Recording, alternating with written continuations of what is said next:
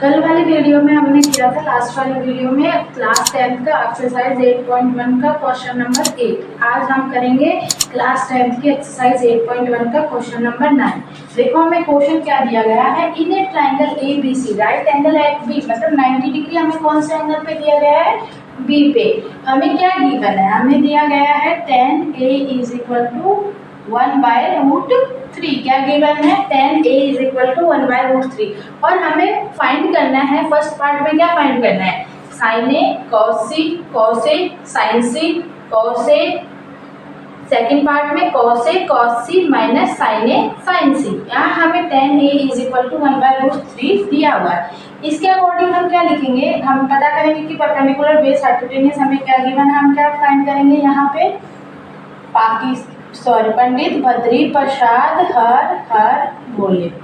यहाँ से tan हमारे पास क्या होता है, परपेंडिकुलर अपॉन बेस। देखो एंगल ए गिवन है, मतलब एंगल ए के सामने वाला ये परपेंडिकुलर हो गया, साथ वाला बेस, और ये क्या हो गई आपकी हाइपोटेन्यूज।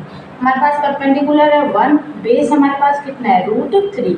हम क्या निकालेंगे, हाइपोटेन्यूज हम फाइंड करेंगे।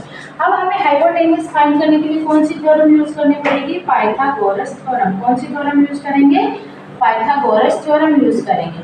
ये आपको याद ही होगी कि पाइथागोरस थ्योरम हम कंटिन्यूअसली सभी क्वेश्चंस में यूज कर रहे हैं। पाइथागोरस थ्योरम क्या होती है, हाइपोटेन्यूज का square is equal to perpendicular का स्क्वायर देन बेस का स्क्वायर। हाइपोटेन्यूज का स्क्वायर हमें फाइंड करना है, परपेंडिकुलर स्क्वायर मतलब 1 का स्क्वायर, और बेस का स्क्वायर मतलब √3 का स्क्वायर। यहाँ से हाइपोटेन्यूज का स्क्वायर होगा 1 का स्क्वायर 1 होता है, √3 का करोगे तो स्क्वायर से रूट कट जाएगा, यहाँ 3 आ जाएगा, तो हाइपोटेन्यूज का स्क्वायर इज इक्वल टू कितना आएगा 4। यहाँ हम टेकिंग रूट बोथ साइड, जैसे ही लेंगे यहाँ स्क्वायर से रूट कट जाएगा, और h की वैल्यू जो 4 होता है वो किसका रूट होता है, 2 का। तो अब ध्यान से देखिए, हमारे पास ये साइड हमारे पास कितनी आ गई 2, ये गिवन है 1 है, और ये हमारे पास क्या है √3 है।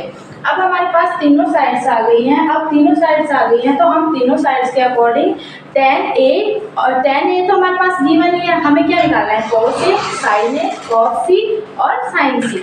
हमें तीनों की वैल्यू फाइंड करनी है, cos A cos B cos C सबकी वैल्यू अब हम यहाँ पे लिख लेते हैं।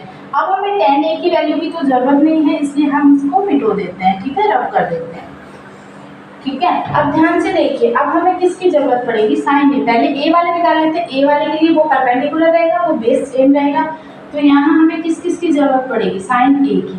साइन ए क्या होता है P/H, और किसकी जरूरत पड़ेगी, कॉस ए की। कॉस ए क्या होता है हमारे पास, कॉस ए क्या होगा, बेस अपॉन हाइपोटेन्यूज। परपेंडिकुलर हमारा ए के अकॉर्डिंग क्या है 1, और हाइपोटेन्यूज हमने फाइंड किए कितनी है 2। ऐसे ही कॉस ए के लिए बेस कितना हमारा √3 और हाइपोटेन्यूज कितनी है 2। ये तो आ गए ए के अकॉर्डिंग। अब ध्यान से देखिए, हमें साइन सी और कोस सी की भी जरूरत पड़ेगी, मतलब यहाँ एंगल एक्यूट एंगल हमारा क्या होगा सी, तो उसके अकॉर्डिंग सामने वाली साइड ये हमारे लिए क्या बन जाएगी परपेंडिकुलर, और दिस वन ये जो 1 है ये वाली साइड जो साथ वाली है हमारे लिए बेस हो जाएगा, और ये क्या हो जाएगी हाइपोटेन्यूज। मतलब बेस और हाइपोटेन्यूज जो परपेंडिकुलर और बेस है वो दोनों क्या हो जाएंगे, एक्सचेंज हो जाएंगे साइन सी के लिए। तो यहाँ हमारे पास क्या आएगा परपेंडिकुलर अपॉन हाइपोटेन्यूज। ध्यान से देखिए, परपेंडिकुलर कितना है हमारे पास अकॉर्डिंग टू एंगल सी के अकॉर्डिंग परपेंडिकुलर कितना हमारे पास √3, और हाइपोटेन्यूज तो सेम ही है। ये क्या होता है बेस अपॉन हाइपोटेन्यूज। अब देखिए एंगल सी के अकॉर्डिंग हमारे पास देखिए बेस कितना है हमारे पास, ध्यान से देखिए बेस कितना हमारे पास 1, और हाइपोटेन्यूज कितनी है 2। तो अब हमें जो फर्स्ट और सेकंड पार्ट्स में वैल्यू गिवन है, जो हमें फाइंड करना है, उन सब की हमने वैल्यू फाइंड कर ली है। हमारे पास साइन ए भी है, कोस ए भी है, साइन सी भी है, कोस सी भी है। अब आप यहाँ देखिए फर्स्ट पार्ट आपका क्या कहता है, हमें क्या फर्स्ट हम क्या पुट करेंगे साइन ए हमारे पास क्या है 1/2। नेक्स्ट वन हम क्या पुट करेंगे cos C हमारे पास क्या है 1/2। फिर प्लस में नेक्स्ट वन हम क्या पुट करेंगे cos A, क्या पुट करेंगे cos A, कितना गिवन है √3/2। नेक्स्ट वन मल्टीप्लीकेशन में हम क्या पुट करेंगे साइन C, क्या करेंगे साइन C हमें कितना गिवन है √3/2। यहाँ ध्यान से देखिए 1 से 1 होगा 1/4, प्लस √3 से √3 होगा तो क्या हो जाएगा स्क्वायर से रूट कट जाएगा, कितना आ जाएगा 3/4। देखिए एलसीएम हमारा सेम है 4, देन 1 + 3 = 4/4।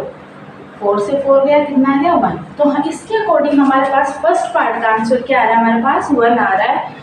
फर्स्ट पार्ट का आंसर हमारे पास 1 आ रहा है। अब हम ऐसे ही सेकंड पार्ट को भी सॉल्व करेंगे। किसको सॉल्व करेंगे, सेकंड पार्ट को भी अकॉर्डिंगली जैसे हमने फर्स्ट पार्ट को सॉल्व किया ऐसे ही उसमें डायरेक्टली वैल्यू पुट करके हम सेकंड पार्ट को भी सॉल्व करेंगे।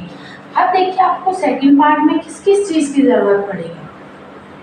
हमें फर्स्ट क्या लिखना है, सेकंड पार्ट में cos a क्या पुट करना है, cos a। cos हमें कितना दिया गया है, √3/2। देन नेक्स्ट वन हमें क्या पुट करना है, cos c। cos c कितना हमारे पास 1/2। माइनस में नेक्स्ट में हमें sin a। sin a कितना है हमारे पास 1/2। देन sin c वो कितना हमारे पास √3/2। ध्यान से देखिए √3 से होगा √3/4 माइनस √3/4। एक हमारे पास प्लस का है, एक नेगेटिव का है, कट जाएगा, क्या आएगा 0। देन हमारे पास सेकंड पार्ट का आंसर क्या है 0। यहाँ से हमने, अब ध्यान से सुनिए, स्टार्टिंग में हमें क्या गिवन है, tan a की वैल्यू गिवन है। tan a की वैल्यू पुट करके हमने वहाँ से पाइथागोरस थ्योरम लगाई। पाइथागोरस थ्योरम से हमने हाइपोटेन्यूस निकाल लिया। हाइपोटेन्यूस निकालने के लिए फिर एंगल a के अकॉर्डिंग हमने क्या लिख लिया, sin a और cos a की वैल्यू रख ली। वैसे ही फिर हमने एंगल C के अकॉर्डिंग sin C और cos C की वैल्यू निकाल ली। जब हमारे पास चारों की वैल्यू आ गई तो अब तो हमें पता है कि सिर्फ क्वेश्चंस में जो हमें इक्वेशंस गिवन है उसमें हमें सिर्फ वैल्यू पुट करनी है। देन हमने वैल्यू पुट की, फर्स्ट पार्ट सॉल्व किया, देन सेकंड पार्ट, और उसके अकॉर्डिंग क्वेश्चंस का आंसर आया 1 और 0।